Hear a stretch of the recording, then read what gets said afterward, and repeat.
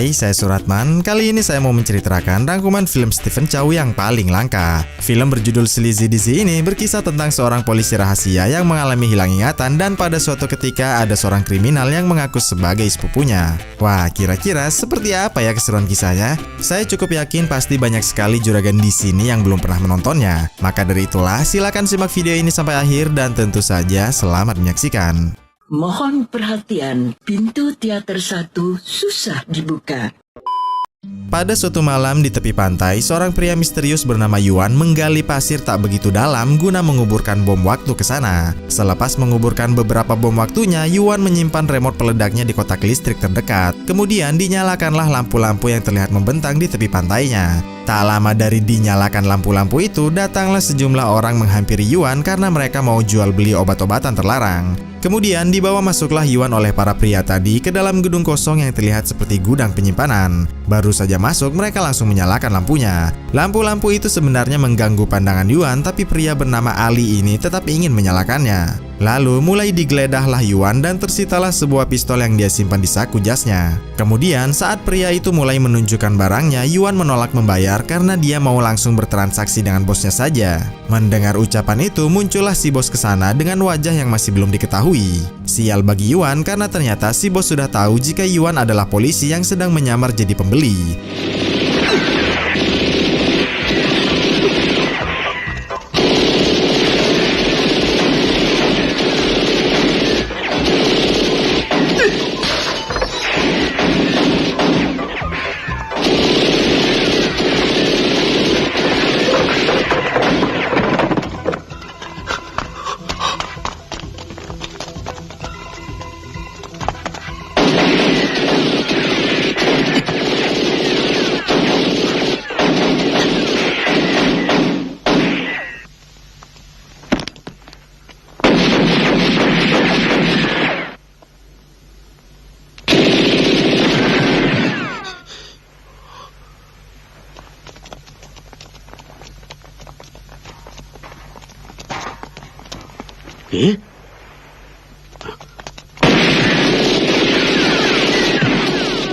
Sayangnya, di tengah pelarian, Yuan yang membawa skoper uang dipergoki oleh si bos.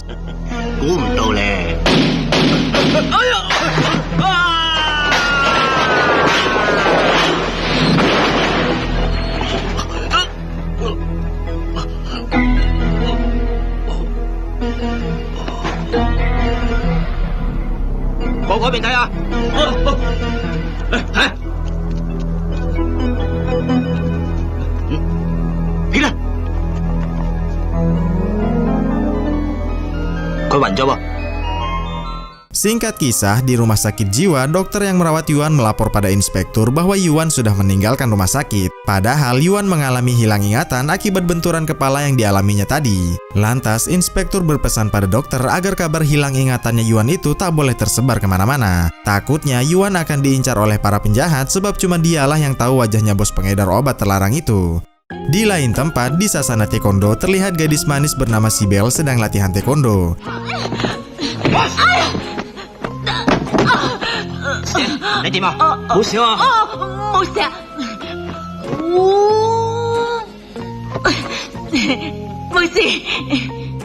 Sepulang dari latihan, Sibel yang mengalami cedera di kakinya tiba-tiba saja diserang oleh penjahat.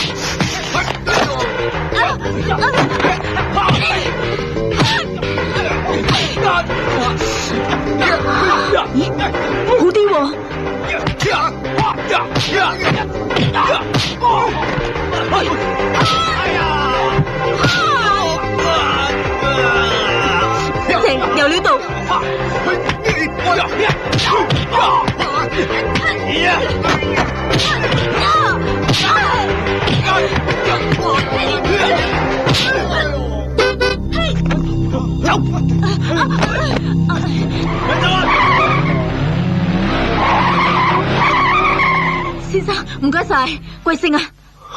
唔知。 Karena Yuan mengaku hilang ingatan, maka Sibel mengizinkan Yuan masuk ke rumahnya untuk beristirahat dan sebagai bentuk terima kasihnya juga. Sedangkan Sibel sendiri mau mandi terlebih dahulu.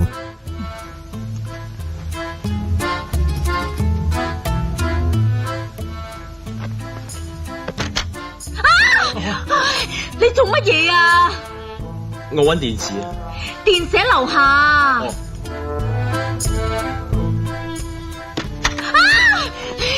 呢度做乜嘢啊？電視擺喺樓下邊度啊？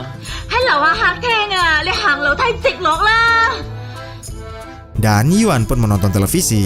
Selagi Sibel mau mandi, datanglah pencuri bertopeng ke sana. Sialnya, pencuri itu sempat terjatuh dan membuat Sibel jadi kaget.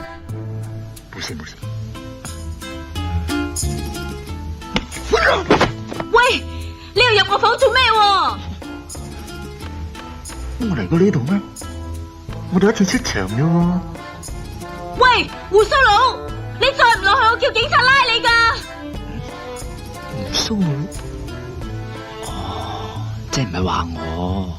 喂，胡鬚佬，你做乜嘢啊？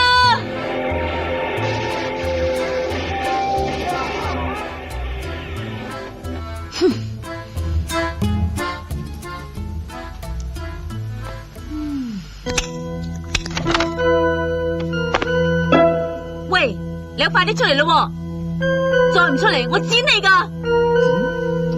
我把鉸剪好利噶！喂！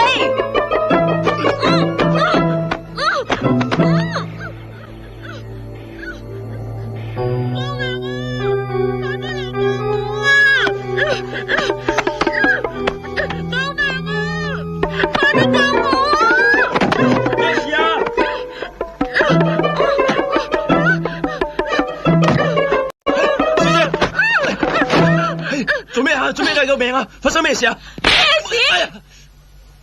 哎呀！你做咩打我啊？我做咩打你？我好心帶你翻嚟，你揾大頭笠住我，仲想非禮我！哎呀！我喺下面聽到你嗌救命，上嚟救你咋？你救我？你咁樣救人嘅咩？咁救咩？咁救咩？咁救咩？睇啊！哎呀！仲想捉我？你聽我講啊！你唔使再講，就算呢度火燭死人冧樓啊，你唔准再上嚟啊！走啊！走啦嘛！走啊！一樣㗎。想搏夢？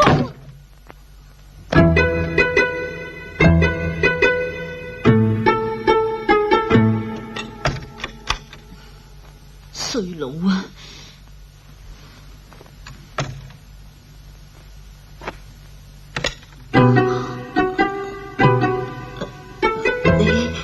你係邊個啊？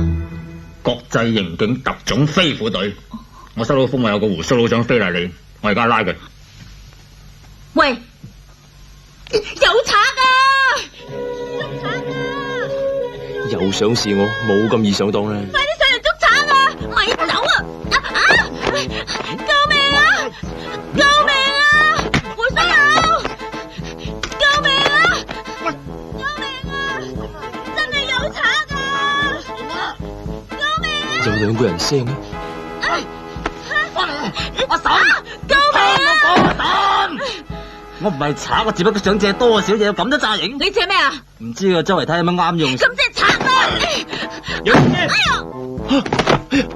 有小姐，小姐，你邊個？我係老表。咩啊？老表，我哋係親戚啊？咁我哋表咩啊？咩表咩啊？我點知你表咩啊？你話表咩咪表咩咯？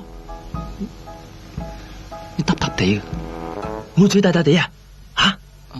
哦，係啊，嬲尾搬咗去新田地啊嘛。嗱，你而家咧就搞搞佢先，我就嗰邊吓。喂，親戚啊，咁我哋表咩先得噶？你揸主意啦，你想點表咪點表咯，得閒 call 我啊。哦。喂，有小姐，你冇事啊嘛？哎呀！吓？個飛虎隊咧？啊，你話我親戚啊？啊？佢綁嗰隻馬落咗去，臨走叫我表醒你啊！咩話？原來兩親戚夾埋劫財劫色。Keesokan paginya, Sibel yang menjabat sebagai wakil manajer di kantor warisan mendiang ayahnya terlihat buru-buru menuju ruangan manajer utamanya. Sibel bercerita bahwa semalam dia mendapatkan serangan sejak Sibel mengetahui jika kantornya ini mengalami kehilangan uang yang sangat banyak. Dan ternyata manajer utama kantor ini adalah Ali, orang yang mau menjual obat haram pada Yuan di awal film tadi. Sibel juga bercerita bahwa semalam dia ditolong oleh pria asing yang hilang ingatan. Mendengar kisah itu, Ali meminta Sibel untuk merahasiakan hilangnya uang kantor itu serta juga merahasiakan keberadaan orang asing yang hilang ingatan itu. Usai menghimbau Sibel, Ali pun menyuruh Sibel untuk pulang dan beristirahat saja di rumahnya. Setelah Sibel keluar, Ali segera menelpon bosnya demi memberitahu keberadaan Yuan yang hilang ingatan itu.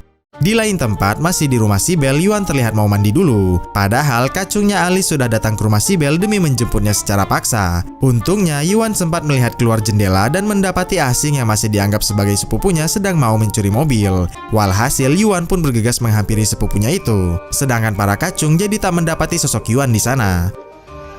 真係超啊！唔好阻住揾食啊！你要去街啊？架車嚟嘅？唔係啊，你唔係偷車啊嘛？偷車？邊個偷車？佢啊！ Selagi asing diceramahi oleh polisi, para kacung sudah mulai menemukan Yuan. Kemudian, karena tak ada bukti bahwa asing sedang mencuri, maka polisi pun berlalu pergi. Selepas itu, asing lari dari kejaran Yuan yang masih menganggapnya sebagai sepupunya. Meski asing mengaku bukanlah sepupunya, tapi Yuan tetap ingin bersama asing karena siapa tahu ingatannya bisa pulih kembali. Tak lama, datanglah kacungnya Ali ke sana. Agar Yuan tak mengikutinya terus, maka asing menggertak bahwa kacung itu adalah kacungnya asing yang siap menghajar Yuan. 黐線嘅，喂，唔係我啊，喂，幫手，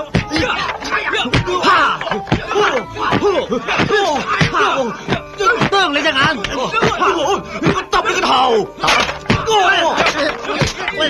又話係你啲馬嚟嘅，乜都唔揾啊！我都未問你係咪得住邊份大佬俾人買起啊？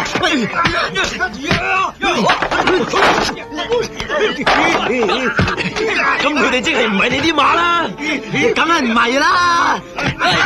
咁你啲馬咧？唔好問我住啦，我打緊交啊！打！哎呀！哎呀！做乜打我嚟衰？死啦！你諗到你得罪邊份大佬未啊？未諗到啊！我淨係救個楊小姐同人打咗餐啫嘛！係佢啦，仲去揾佢？阿周，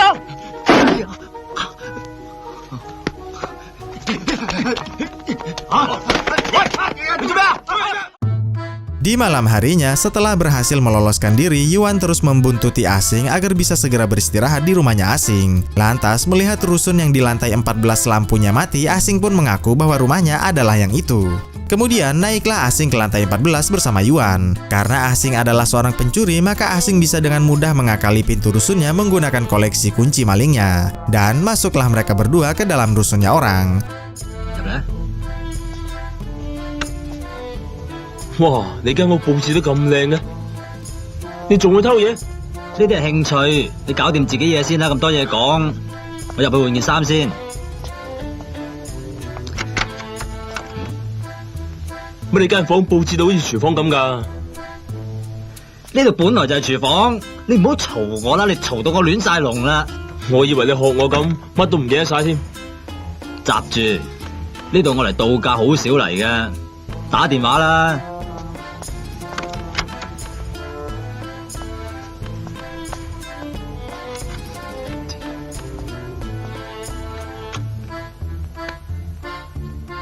Adapun orang yang mau ditelepon Yuan adalah Sibel. Sibel sendiri mencemaskan Yuan dan kebetulan sekali saat itu ada Ali di sana. Lantas Yuan bertanya pada asing apakah alamat dari rusun ini. Sudah pasti asing tak mau memberitahukannya karena takut aksi penyelinapannya ini ketahuan oleh orang banyak. Tapi sebagai gantinya asing menyuruh Yuan untuk ketemuan dengan Sibel di diskotik JJ saja.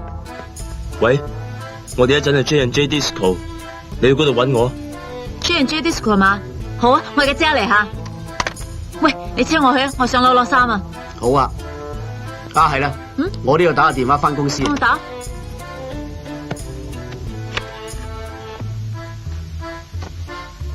哇！乜你屋企咁亂㗎？冇請工人啊？乜冇啊？4個賓妹啊！不過咁啱今日2個結婚，2個就去咗做伴娘。試下啱就換咗件乾濕褸佢啦！你估真係哥倫布啊？哎呀，邊個開咗我哋度鐵閘啊？咦？快啲開門啦！點解會咁㗎？梗係有賊啊！賊啊！真係有賊啊！快啲捉佢啦！喂，你你真聰明，一睇就知佢係賊。喂，你可以講，但係唔係事必要你講，因為你所講每一句說話，將來會過嚟做呈堂證供。呢位先生係冇錯，都係叫你唔好講咯。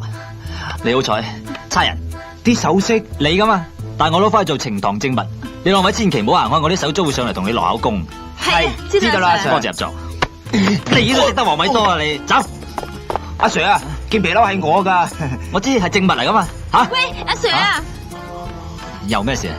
冇，我老公有套西裝同你一樣嘅。係啊，咁巧，幾好款下嘅，你有 taste 吓Setelah mencuri, Asing bilang bahwa 2 orang tadi adalah kedua orang tuanya. Padahal mereka adalah pemilik asli rusun tadi. 賊啊！做咩咁大驚小怪啫？個賊頭先已經捉咗啦，唔好搞亂啲嘢添噃。阿 Sir 就上嚟同我錄口供㗎啦。係喎。Sementara itu, Asing dan Yuan sudah sampai di diskotik JJ. Tiba-tiba saja mata Yuan terkena sinar lampu diskotiknya. Ternyata hal itu membuat Yuan jadi mulai sedikit mendapatkan ingatannya kembali. Adapun yang Yuan ingat sedikit, dia pernah menyimpan uang 50 juta di tas biola. Mendengar pengakuan itu, sudah pasti Asing tak percaya sebab tampilan Yuan saja seperti gembel sebelumnya. Lantas, Asing memberikan uang saku kepada Yuan, lepas itu Asing pergi meninggalkan Yuan. Akan tetapi, baru saja mau keluar, Asing disapa oleh Ricky yang sama-sama berasal dari dunia bawah tanah juga. Ricky mendengar kabar bahwa Yuan adalah orang yang diburu oleh polisi dan juga gangster kriminal. Sebab Yuan dituduh telah menyembunyikan skoper uang transaksinya yang senilai 50 juta itu. Mendengar itu, Asing dan Ricky pun kembali menghampiri Yuan. Karena siapa tahu ingatan Yuan tentang uang 50 juta itu akan kembali lagi. Tapi sayang, Yuan mengaku belum mengingatnya. Kemudian saat mereka mau beranjak pergi, tiba-tiba saja Kacung Ali datang ke sana. Sudah pasti mereka pun bergegas kabur.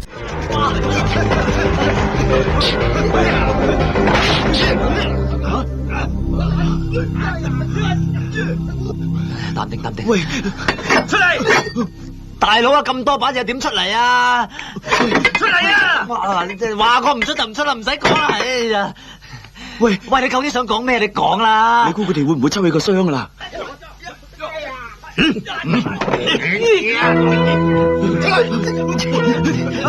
仔啊！你唔講佢哋識鬼抽起個箱啊！你把箱有咁鬼靈啊！你有咩講埋佢點啊？你死你咪我嚟就好啦，差佬嚟咗啦！真係幾靈喎又真係！喂，啲差佬嚟捉邊個啊？佢打電話叫差佬嚟捉。夠膽話捉我兩個啦！係啦，唔係捉你兩個啦，捉我得未啊？咁啊得，走啦！哎呦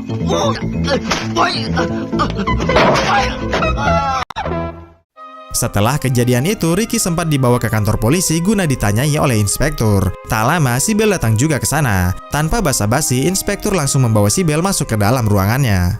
Di lain tempat, 2 karyawan kantornya Ali dan Sibel terlihat sudah tewas mengenaskan.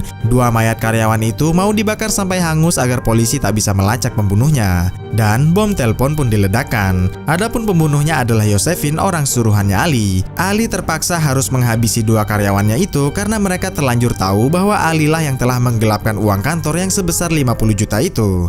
Sementara itu, Yuan terus dipaksa menatap lampu kelap-kelip oleh Asing dengan harapan ingatannya tentang koper uang itu bisa segera pulih. Lantas, Asing pun memakai lampu-lampu sirine di sekujur tubuhnya sambil menari-nari di depannya Yuan. Tujuannya sudah pasti agar ingatan Yuan bisa kembali lagi setelah melihat lampu-lampu ini. Menganggap Yuan masih belum ingat juga, maka Asing kembali menari, tapi kali ini gerakannya diperlambat. Dan hasilnya, Yuan pun mengaku ingat sesuatu. 真㗎？啲錢真係俾人攞咗啊！原來黐線嗰個唔係你，係我。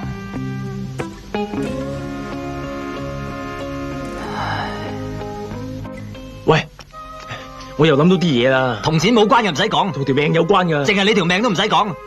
你都有份啊！咁講啦，點解有人派殺手去 J&J Disco 殺我哋？因為我哋打過電話俾報靈。 Kemudian Asing langsung menuju rumah si Bel demi menaklukkannya. Tapi yang terjadi malah Asing lah yang ditaklukkan si Bel. 喂，係我啊！你係邊個？我未見過你嘅。見過㗎啦，琴晚我見過你喺度嘅咧。見過咩啊？沖涼咯。哎呀！你鹹濕佬！哎呀！哇！喂！沖涼！喂！哎呀！你要快啲過嚟！你要做咩咯？要咪一刀吉死你！冇啊！我真係識你㗎，我同埋你朋友一齊嚟㗎嘛。我朋友叫咩名啊？知啊。唔知啊！你聽我講，佢自己叫乜名，佢自己都唔知，佢失憶㗎。失憶嘅？係咪嗰個胡鬚佬啊？係啊，就係佢啦。佢而家喺邊啊？我頭先同佢入嚟嗰陣，佢出咗後花園揾你，點知道門鎖咗，佢翻唔到入嚟啫嘛。開門啊！開門啊！知咪佢咯。又會咁啱嘅，道門成日都壞嘅。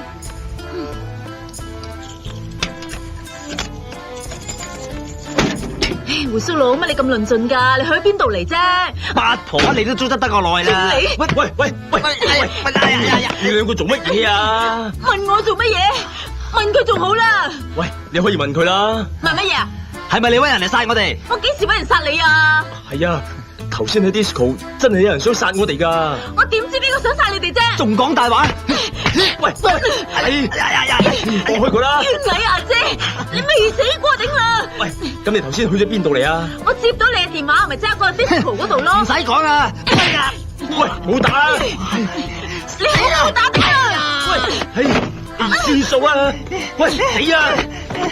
唔好再打啦，聽唔聽到啊？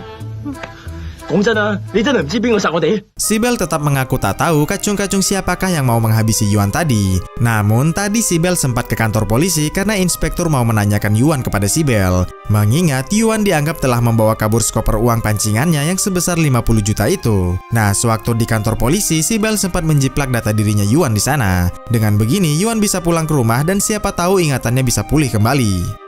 Singkat kisah, mereka bertiga pun mengunjungi rusunnya Yuan dan Yuan langsung disambut oleh istrinya. Ternyata istrinya adalah Josephine, orang suruhan Ali yang pernah menghabisi nyawa dari 2 karyawan kantornya. Tiba-tiba saja Yuan mendapatkan kembali sedikit ingatannya. Yuan ingat bahwa dia pernah meletakkan hal yang penting di sebuah tempat peternakan ayam. Walhasil mereka pun bergegas menuju ke peternakan itu. 名牌靚太啊！唔係哎呀，唔好意思，對唔住啊。好猛太陽啊！對唔住。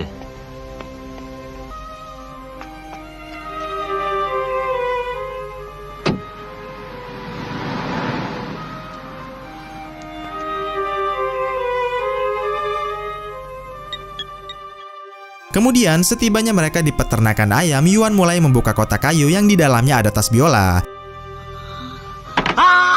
真係估唔到雞乸都有仔生啊！個小提琴裏邊有5000萬㗎，你話我哋每人分幾多咧？唔好講嘢住啦，快啲打開佢先啦！行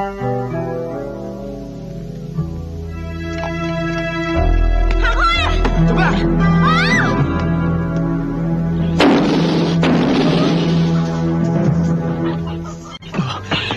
有冇事啊？喂，你擺嘅係炸藥定係錢嚟㗎？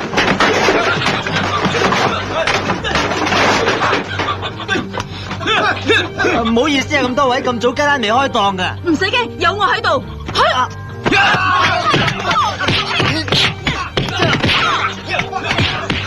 你匿埋喺度，唔好出去啊！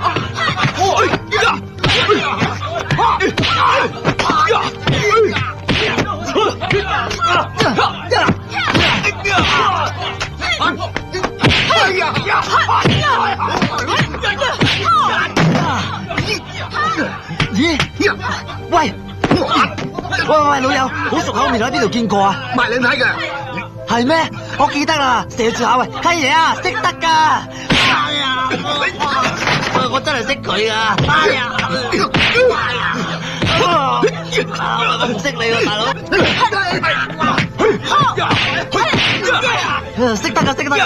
哎呀，唔識啊，唔識。哎呀，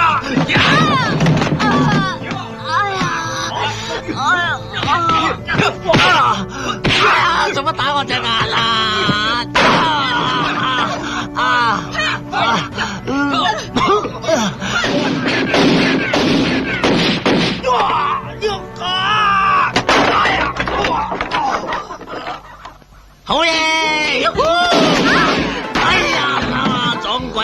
搵到木箱噶？唉，我真係服咗你咯，搵到咁多木箱嚟撞嘅。我夠佩服你啦，槍戰都仲咁多嘢講。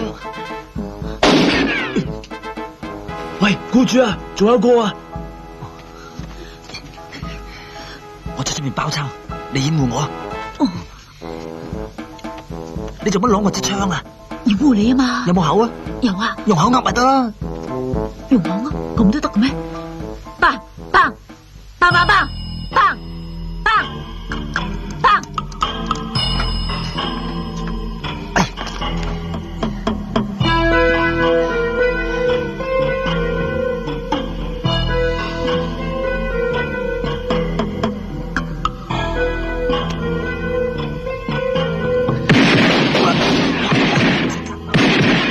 哎呀！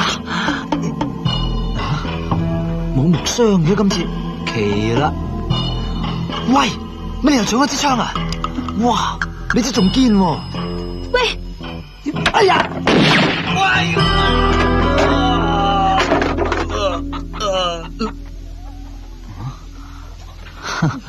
趴喺度都咁準啊！你以為啦，全靠個木箱啊嘛！我話靠我啊！你係木箱咩？掩護你咯，我砰砰砰砰得幾次啊！如果唔係啊，你死咗9000年啊！ Setelah serangan itu, Asing cukup yakin jika para kacung itu sudah tahu lokasi mereka berada gara-gara penjual yang menyamar tadi. Lantas, Sibel usur agar lapor saja kepada polisi. Namun Josephine melarangnya sebab Yuan sudah jadi buronan polisi setelah dituduh membawa kabur skoper uang pancingannya yang 50 juta itu. Lalu, tiba-tiba saja Sibel mencurigai Ali sebagai orang yang telah mengirimkan kacung-kacungnya kepada mereka. Sebab cuma Ali lah yang tahu jika Yuan ada di diskotik JJ tadi. Ditambah lagi, Sibel juga mencurigai Ali telah menggelapkan uang kantor yang cukup besar. Sadar nama Ali bosnya disebut terus, maka Josephine pun menyuruh mereka untuk tidur saja sebab sekarang sudah pukul 3 pagi. Dan mereka pun mulai mengunci pintu-pintunya terlebih dahulu sebelum akhirnya mereka tidur di ruang tamu. Setelah mereka tertidur pulas, Josephine mulai menyalakan kompor tanpa api dan membiarkan gas bocor mengisi seluruh ruangan rumah. Lalu Josephine membuat pemicu ledaknya di sebuah telepon. Selepas memasang jebakan bom teleponnya, Josephine pun keluar rumah. Namun sebelum ledakannya, Josephine menelpon Ali terlebih dahulu. Josephine bilang bahwa dia sudah hampir menghabisi mereka bertiga menggunakan bom telepon. Ali sendiri mengaku sudah menyiapkan hadiah untuk Josephine, yaitu tiket pesawat dan paspor palsu. Setelah menelpon Ali, Josephine pun mulai mau menghubungi telepon rumahnya Sibel. Dan untungnya tiba-tiba saja Asing keluar rumah sambil meneriakkan kata 50 juta dolar. Ternyata Asing sedang mengigau saja. 他妈的，谁拿了我5000万？走开，走开！星仔，干你娘！他妈的5000万是我的，不是你的，死啦！打死你！咩事啊？咁大陣煤氣味嘅，咩事啫？星仔，星仔，做咩？契爺，你半夜3更抱我出嚟，仲趴喺我後邊做咩啊？ Setelah kejadian itu, Yuan menyuruh Josephine yang masih dianggap sebagai istrinya itu untuk tidur dan beristirahat saja. Namun sebelum pergi tidur, Josephine sempat terlibat obrolan mendalam dengan Asing. Bahwasanya orang tua Josephine sudah lama meninggal sejak Josephine masih kecil. 我屋企以前好有錢嘅，好多兄弟姊妹，爸爸媽媽好錫我哋嘅，要乜有乜。 可惜後來點啊？後來一打仗就乜都冇啦。香港最近有打過仗咩？我係越南人。係咩？我以前都睇過出戲啊，講個越南女兵咧走咗去香港，後尾又做咗殺手咁樣嘅，後來仲死鬼埋添啊！喂。 越南真係好多女人走去做殺手噶，唔係啊！你都唔好話，我哋而家成晚騰騰震啊，可能就有人請啲越南殺手嚟殺我哋啊！我係頂籠偷嘢嘅啫，你叫我為咗錢去殺人，好賤格啫！誒，不過你就定啲嚟喎，如果有人夠膽喐你一條毛啊，我同佢搏命！嗱，即係調翻轉頭嚟講啊，如果有人俾錢你叫你嚟殺我，你會唔會啊？唔會噶嘛！ 係嘛？你話唔會。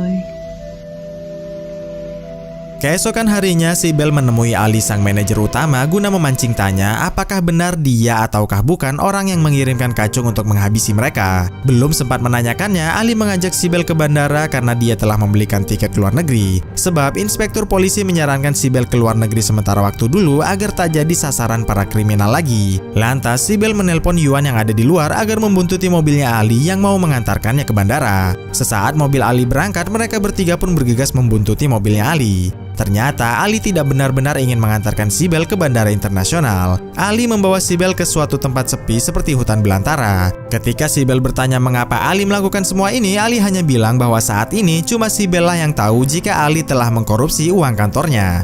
Tak lama datanglah mereka bertiga ke sana. Langsung saja mereka bergegas menghajar Ali.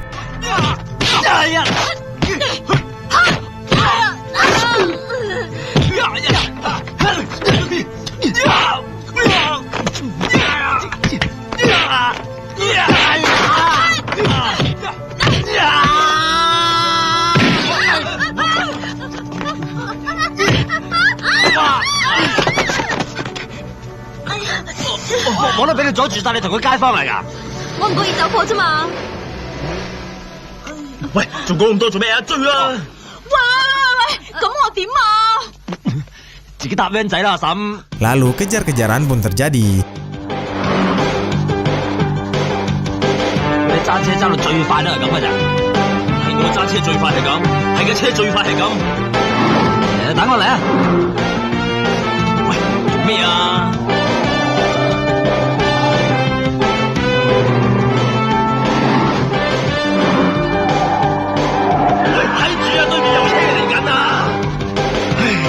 揸車㗎，走啊走啊，唔信追你唔到。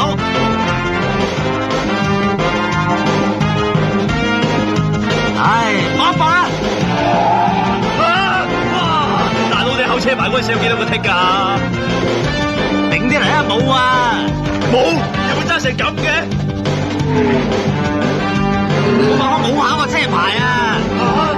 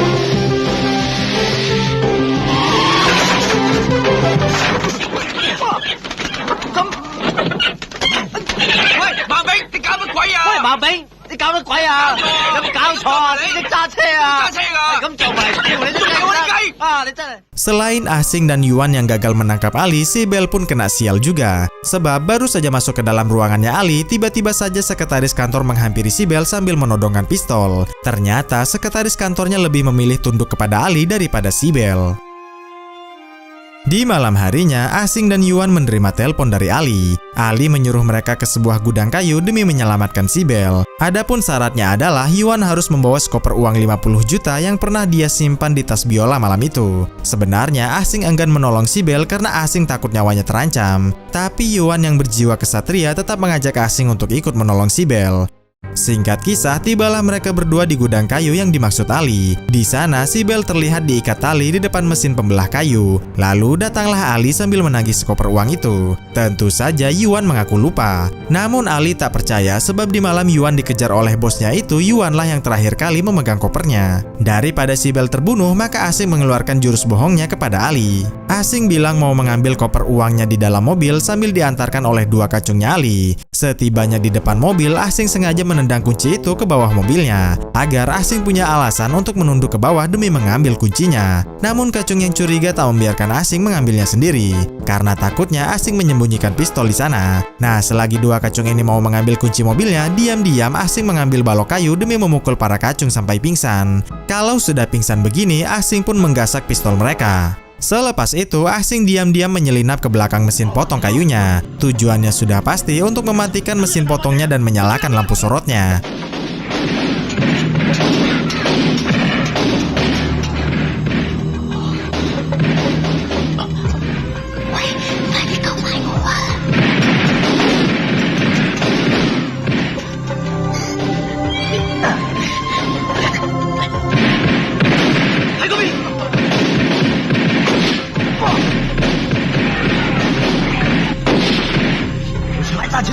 邊個啊？我婆嘅。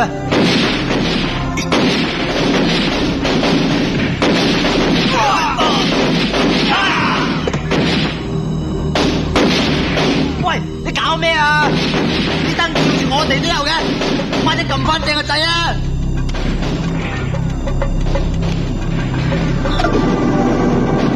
唔係呢個啊！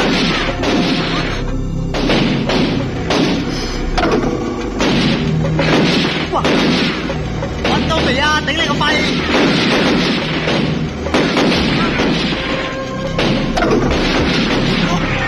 喂，你做咩啊？喂，你吊高咗個啊！死慘！喂，死你！哎呀！喂，你冇笑啊？解咗我勾先講啦，天才！執翻支槍啊，天才！冇子彈㗎，白痴！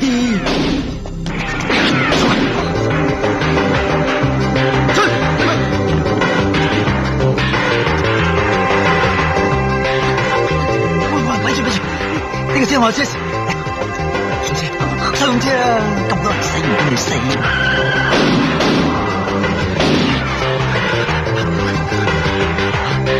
你冚唪唥飯桶嚟嘅，老細嚟咗。Tentu saja Ali bertanya mengapa si bos datang kemari. Tak lama muncul jugalah Josephine ke sana. Karena kejahatan Ali sudah ketahuan oleh si Bel, maka si bos yang tak mau ambil resiko mau menghabisi nyawanya Ali saja. Karena kalau sampai Ali tertangkap, maka si bos pasti akan tertangkap juga. Namun jika Ali tewas, maka identitas si bos akan aman-aman saja. 你咁係咩意思啊？我嘅意思就係殺人滅口。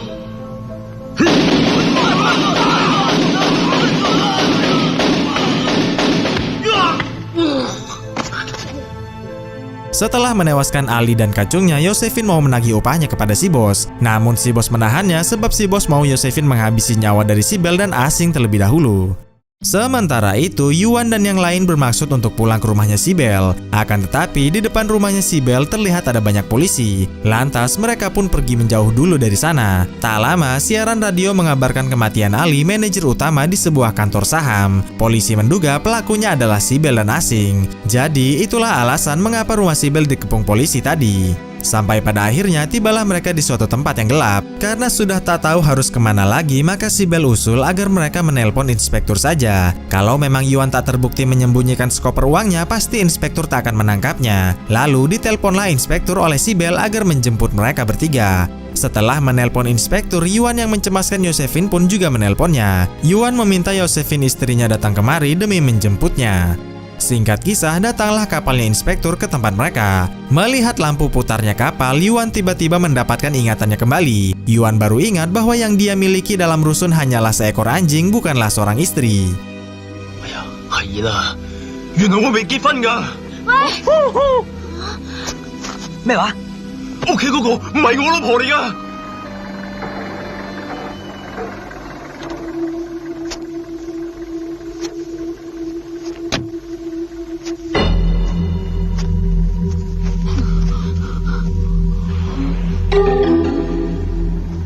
啲寄翻嚟咪好咯，探長有排都未上到嚟添㗎。你話佢唔係你老婆，咁佢究竟係邊個啊？我都唔知啊，我根本就唔識佢，都唔知佢係咩人。喂，你唔好行埋嚟啊！你根本唔係我老婆，你係邊個？冇錯，我唔係你老婆，我係嚟殺你嘅。你唔好過嚟啊！你精嘅就去自首，如果唔係我對你唔客氣。你做咩要殺我哋啊？我殺人只係為咗賺錢，根本冇理由。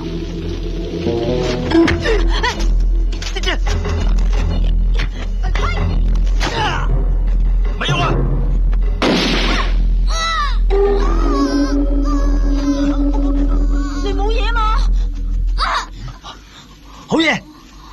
好彩佢打你唔中啫。頭先佢好似冇開槍喎。咦？佢支槍冇子彈嘅。算啦，佢都抵死噶啦。佢係一個好出名嘅職業殺手嚟，警方揾咗佢好耐。但係可惜，我連佢叫咩名都未知。Selepas kejadian menegangkan itu, Yuan nampak merasa sangat kehilangan. Padahal Yosefin bukanlah siapa-siapanya. Tak hanya Yuan, Asing juga merasa bersalah karena dialah yang mendorong Yosefin hingga akhirnya terkena pelurunya polisi. Nah, selagi si Bel menghibur Asing inilah, mata Yuan kembali terkena sinar dari lampunya mercusuar. Hal itu membuat Yuan jadi teringat bahwa bos besar yang mengejarnya di awal film tadi adalah inspektur atasannya sendiri. Namun, kembalinya ingatan Yuan itu tak berdampak baik sama sekali sebab inspektur bukan mau membawa mereka ke kantor polisi, melainkan mau menyiksa mereka di suatu tempat yang sepi. Tujuannya agar Yuan mau mengaku di manakah sekoper uang itu dia sembunyikan. Singkat kisah, tibalah mereka di sebuah gudang tempat di mana Yuan mau melakukan pembelian jebakan di awal film tadi. Inspektur sengaja menyalakan lampu dan berpakaian seperti bos yang di awal film tadi agar Yuan bisa kembali mengingat. Tapi sayang, Yuan mengaku tak mendapat ingatan itu. Jika mereka tak memberikan uang 50 juta itu kepada inspektur, maka inspektur tak segan-segan menghabisi nyawa mereka bertiga. Mendengar itu, Asing pun mengajak Yuan kabur, tapi sayang Kacung menghadangnya. Inspektur bilang bahwa mereka berdualah yang akan dihabisi terlebih dahulu. 咩事？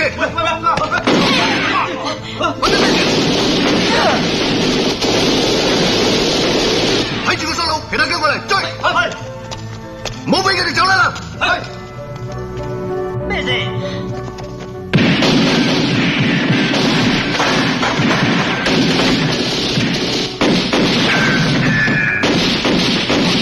走啊！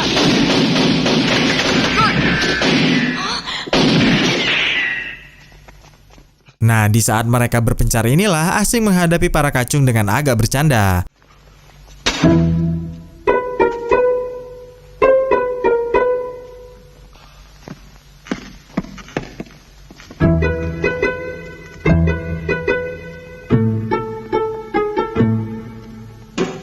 喂，點啊？冇啊？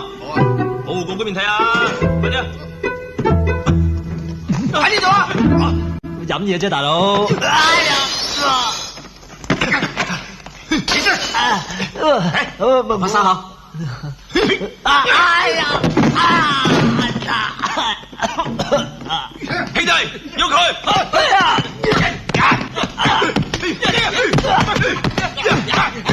好啦嘛！好咩啊？唔好啊！係我啊！好啦嘛！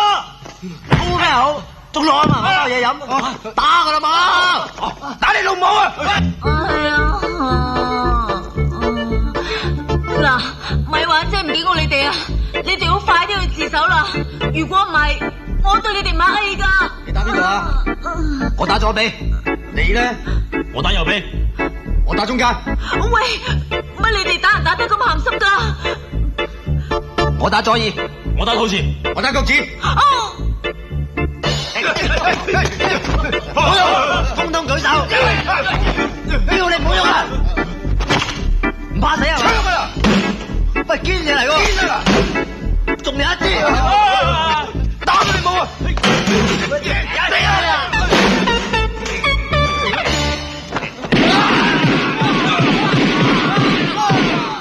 Setelah menaklukkan Kacung, Asing pun masuk lagi ke dalam demi membebaskan si Bel. 因為有我喺度啊！ 唔好喐啊！喝住你唔好喐噶啦，唔聽我講啊！而家全部乖乖地將你哋嘅槍抌喺藍色嘅膠桶裏邊，跟住男左女右企埋一邊，唔好喐啦嚇！大家合作啲，你男定女啊？你諗到未啊？知唔知呢叫咩啊？一網成擒。錯，係一鑊曉起。錯，一鑊曉起係你哋。 你講嘢啊！咩事咩？做咩啊？男左女右企好。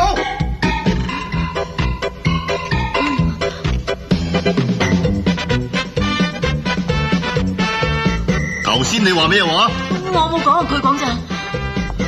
一鑊曉起。錯，一人一粒就真。唔好亂嚟啊！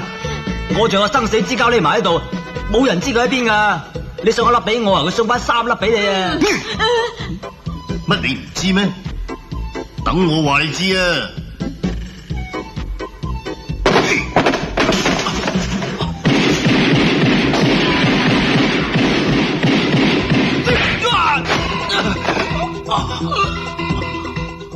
！Nah, setelah kepala Yuan terbentur inilah, Yuan kembali mendapatkan sedikit ingatannya bahwasanya dia pernah menyimpan remote bom waktu di kotak listrik dekat sini. Walhasil, Yuan pun mulai menyerang.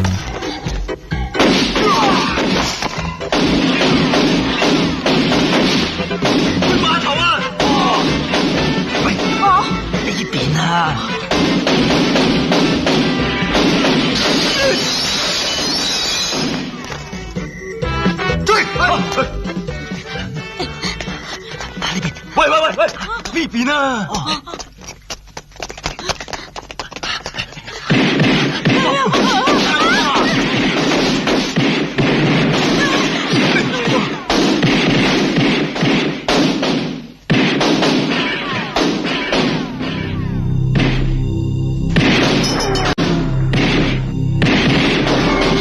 你哋快啲除件衫出嚟啊！咩啊？好凍喎，唔好講咁多啦，快啲除啦！夾住啊！唔好俾佢哋去碼頭。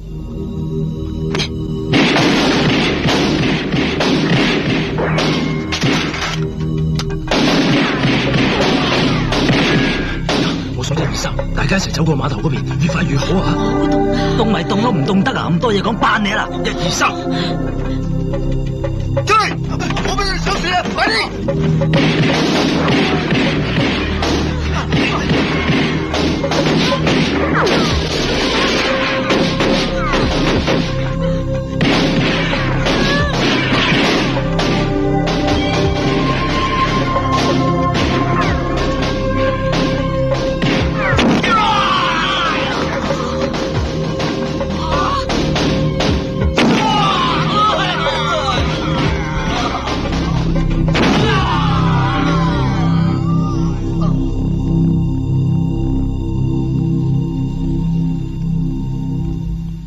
哇！原來你仲有咁多料㗎！揸住，小心啲啊！哦，得，我幫你睇住，堅嘢嚟呢個。俾我睇下，炸藥嚟嘅，真係亂咁撳，你真係乜都炸晒啦！你又知？問清楚穩陣啲。契爺啊，仲有冇炸藥㗎？冇。佢話冇啊！佢叫唔好撳啊！佢話冇啊！黐線，佢話唔好撳啊！唔好撳啊！知道啊？到幾多得？嗱，係咪啊